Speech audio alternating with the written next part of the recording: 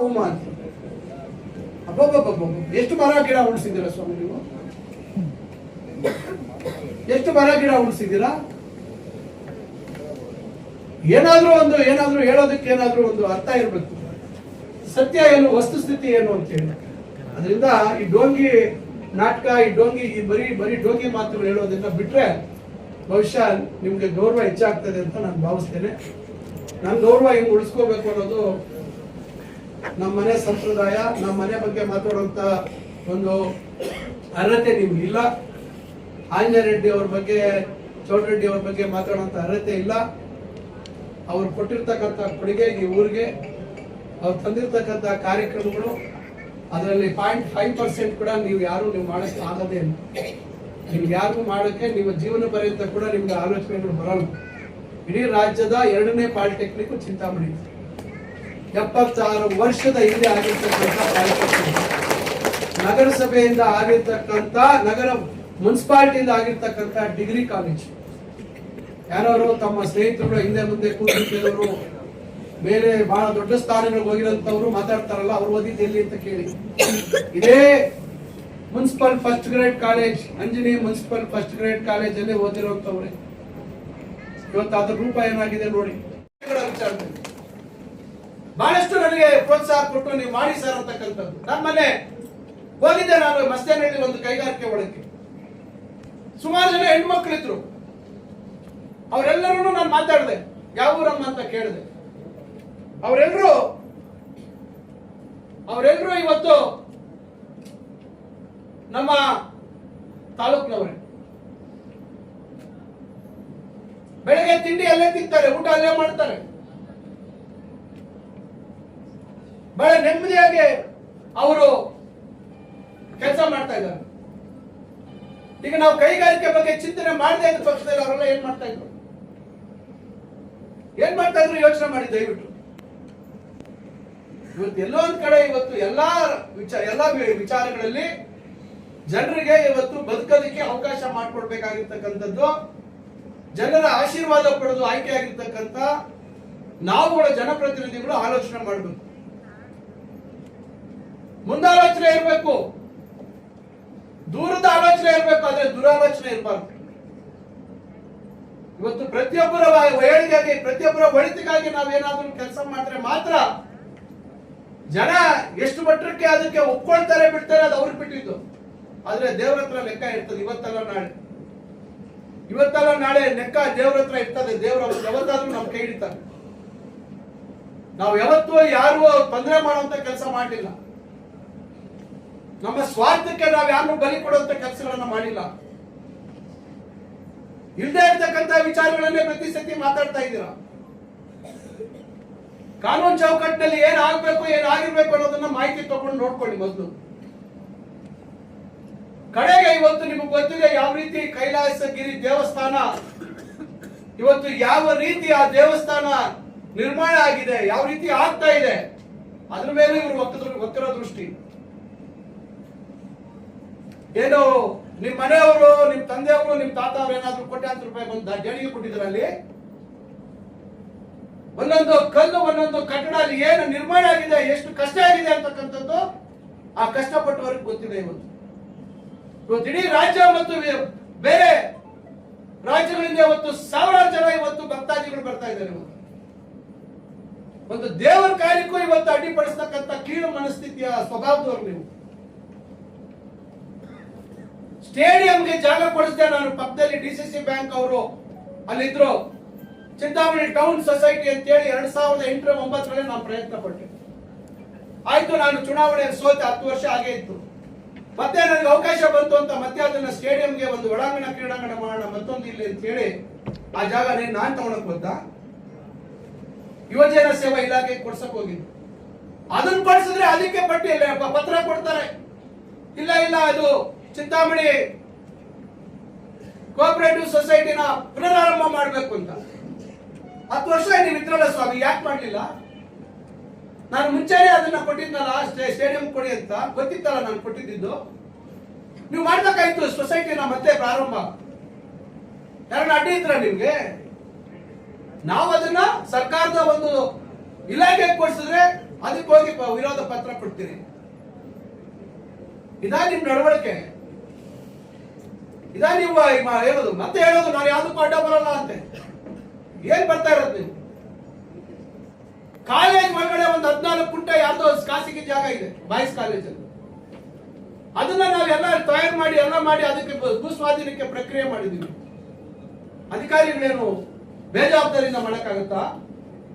ಪ್ರತಿಯೊಂದು ದಾಖಲೆ ಇರ್ತದೆ. ನಾಳೆ ಏನಾದ್ರೂ ಹೆಚ್ಚು ಕಮ್ಮಿ ತಪ್ಪು ಮಾಡಿದ್ರೆ ನಾಳೆ ಅವ್ರ ಮನೆಗೆ ಹೋಗ್ತಾರೆ, ಸಸ್ಪೆಂಡ್ ಆಗ್ತಾರೆ. ಅದಕ್ಕೋಗ ತಕರಾರು ಅರ್ಜಿ ಕೊಡ್ತಾರೆ. ಈಗಾಗಲೇ ಭೂಸ್ವಾಧೀನ ಆಗ್ಬಿಟ್ಟಿದೆ. ಅವ್ರು ಯಾರೋ ಒಬ್ರು ಪಾಪ ಬೇರೆ ಕೆಲಸ ಇಲ್ಲ ಮಾಡಕ್ಕೆ, ಅವ್ರ ಕೈ ಅರ್ಜಿ ಹಾಕ್ಸೋದು ಇವರು. ಮತ್ತೆ ಹಿಂದೆಯಿಂದ ಹೋಗೋದು ಅಧಿಕಾರಿಗಳಿಗೆ ಏನೋ ನನ್ನ ಬಗ್ಗೆ ಹೇಳೋದು. ಅಧಿಕಾರಿಗಳು ಯಾರು ಕಣ್ಣು ಮುಚ್ಕೊಂಡು ಕೂತಿಲ್ಲ. ಯಾರ್ಯಾರು ಯೋಗ್ಯತೆ, ಯಾರ್ಯಾರು ಯಾವ ರೀತಿ ನಡ್ಕೊಳ್ತಾ ಇದ್ದಾರೆ ಅನ್ನೋದು ಅಧಿಕಾರಿಗಳಿಗೂ ಗೊತ್ತಿದೆ. ನೀವು ಹೇಳಿದ ಸುಳ್ಳು ಕಥೆಗಳು, ನೀವು ಹೇಳೋ ಸುಳ್ಳು ಕಟ್ಟುಕತೆಗಳಿಗೆಲ್ಲ ಕೇಳ್ಕೊಂಡು ಅಧಿಕಾರಿಗಳು ಕೆಲಸ ಮಾಡಲ್ಲ.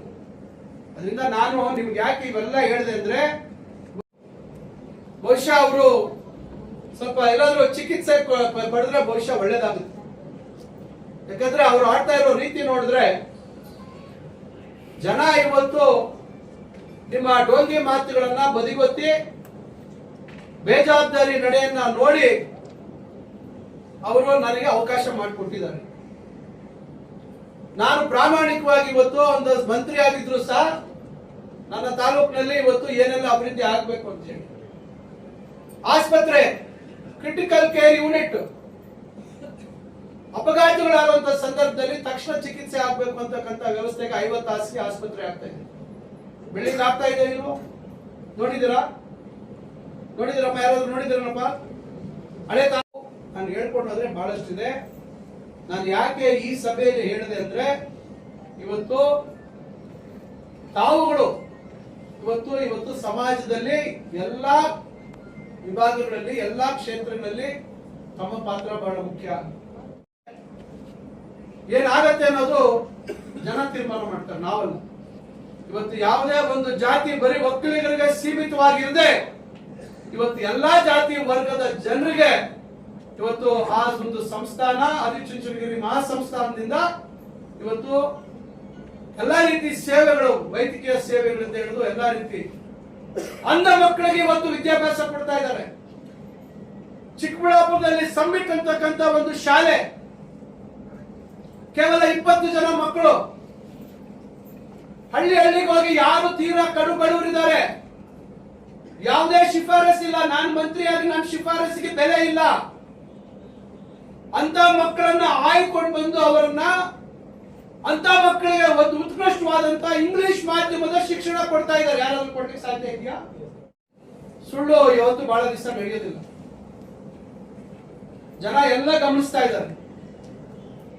ಇವತ್ತು ಅಭಿವೃದ್ಧಿ ಆಗುವಂತ ಸಂದರ್ಭದಲ್ಲಿ ಸಣ್ಣ ಪುಟ್ಟ ಆಗ್ತದೆ, ಒಂದಿಬ್ಬರು ಅನಾನುಕೂಲ ಆಗ್ಬೋದಿಲ್ಲ ಅಂತ ನಾನು ಹೇಳಲ್ಲ.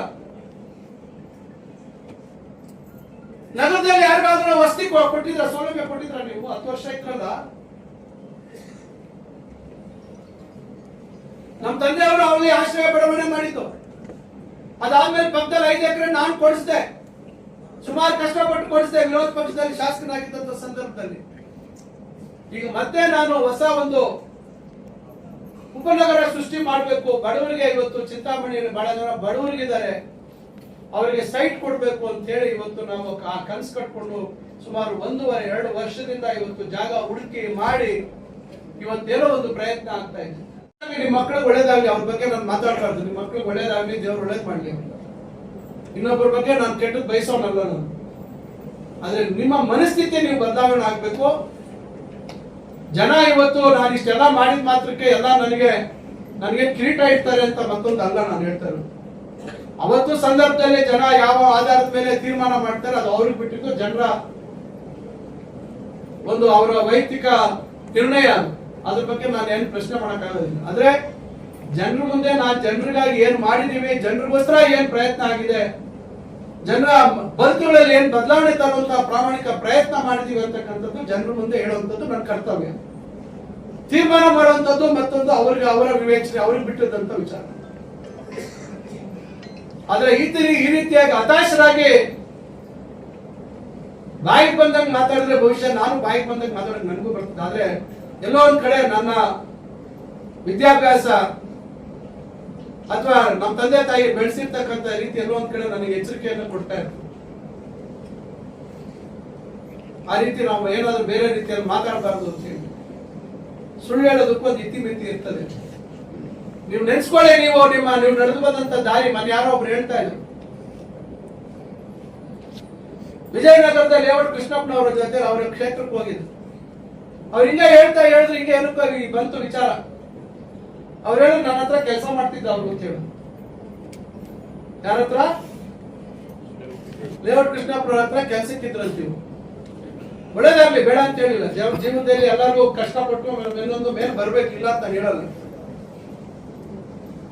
ನಿಮ್ಮ ಹಿನ್ನೆಲೆ ಏನು ಅನ್ನೋದನ್ನ ಜವಾಬ್ದಾರಿಯುತವಾಗಿ ಅರ್ಥ ಮಾಡಿಕೊಂಡು 10 ಜನಕ್ಕೆ ಒಳ್ಳೆ ಮಾಡುವಂತ ಸಂದರ್ಭದಲ್ಲಿ ಅದಕ್ಕೆ ನಿಮಗೆ ಅದನ್ನು ಒಪ್ಕೊಳ್ಳದೆ ಇರದೆ ಮನಸ್ಥಿತಿ ಇಲ್ಲದೆ ಆದ್ರೂ ಸಹ ಈ ರೀತಿ ಕೀಟ್ಲೆ ಮಾಡುವಂತದ್ದು, ತೀಟ ಇಕ್ಕೋದು ಇವೆಲ್ಲ ಮಾಡಿದ್ರೆ ಏನು ಆಗೋದಿಲ್ಲ ಅವೆಲ್ಲ. ಯಾಕಂದ್ರೆ ನಾನು ಯಾವುದೇ ಮಾಡ್ಲಿ ಕಾನೂನು ಚೌಕಟ್ಟಿನಲ್ಲಿ ಏನು ಅವಕಾಶ ಇದೆ ಅದನ್ನೇ ಮಾಡೋದು. ಅದರಿಂದ ಇವತ್ತು ತಾವೆಲ್ಲರೂ ಇವತ್ತು ನನ್ನ ಹತ್ರ ಬಂದು ಕೇಳಿದ್ರು, ಸರ್ ಕಾರ್ಮಿಕ ದಿನಾಚರಣೆ